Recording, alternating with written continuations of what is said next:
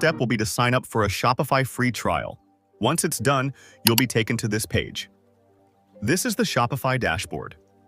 On the left-hand side, you'll see all the options that'll help you manage your store. Next, you will see this checklist here. You can simply follow this checklist to design our store. The first step on this list is to add some products. So, click on this Add Product button to add your first product. You can also access this from this left menu. Just go to Products and then click on Add Product. Here, you need to enter your product title.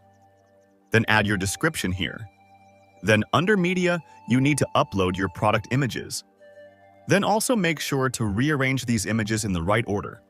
Next, you need to enter your product price and compare at price. Next, we have the inventory and shipping options, followed by variants. You can add different sizes and colors under this variant section. We also have these meta fields options where you can add some additional information about your products. For example, you can add this care instruction option, and then you can add the care instructions here. You can also add your product materials in this meta fields section. Once everything is set, click here to save your product. And then we need to make sure that the product status is set to active. And just like this, you can add as many products as you want.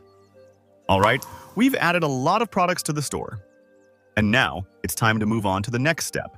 The next step is to customize our store design. So, I will click on this Customize Theme option. This will take us to the theme section of our store. By default, our current theme is set to the Dawn theme. This is not bad, but for this store, I will use a different theme. When you scroll down, you'll see a lot of themes here. For this store, I'm going to use the Spotlight theme. So I will click on this Add button, which will add this theme to my store. Once it's done, I will click on this Publish button to make this the primary theme on my store. Alright, the next step for us is to install the EComposer page builder. So I will go to this search bar, then go to Apps. Here, I will search for the EComposer page builder. When I click on it, it will take me to the EComposer app. You can access this page directly from the link, which is given in the video description. Here, I will click on this Install button. Then again, I will click on this Install button to fully install this app on our store.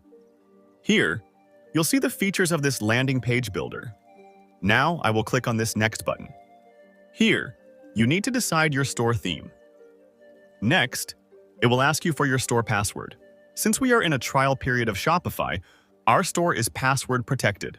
To check the password, click on this blue text.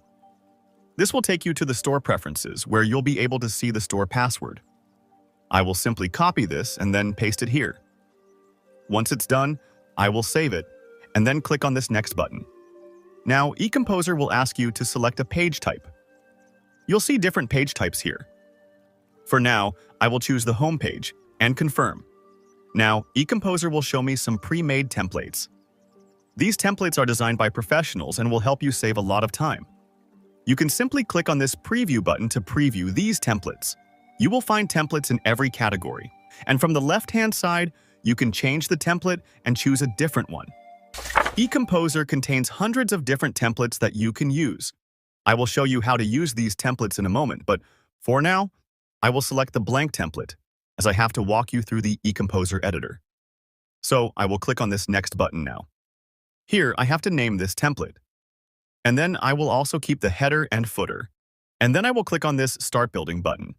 This will take us to the EComposer editor, from where we can design the entire page for our store.